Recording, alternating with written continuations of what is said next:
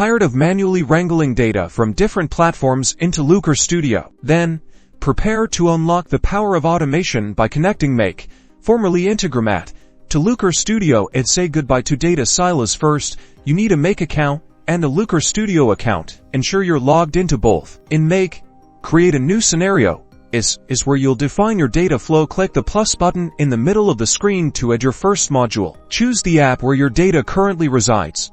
Let's select Google Sheets as the data source for this example. Configure the Google Sheets module by connecting your Google account and selecting the specific spreadsheet and worksheet you want to import.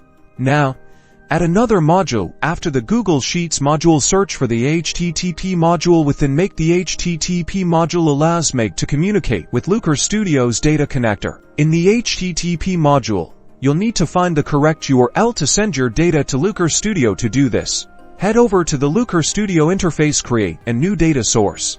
Search for a partner connector. Some partner connectors can directly accept data, others may require a service, like Google Cloud Functions, as a middleman. Look for a connector appropriate for your needs. Follow the partner connector's specific instructions for generating an endpoint URL, which you will then copy. Now, paste that URL into the URL field in your Make HTTP module. Set the method to post, since we are sending data in the body field. Map the data from your Google Sheets module to the appropriate fields required by the Looker Studio connector, typically in JSON format. Test your scenario by running it once. If successful, you should see data flowing from Google Sheets through Make and into your Looker Studio data source. Now schedule your Make scenario to run automatically at your desired frequency. Finally, in Looker Studio, refresh your data source. Create a report using the newly connected data. Now, with automated data flowing from Make, you can build insightful and up-to-date dashboards. Don't forget to like and subscribe for more data automation tips.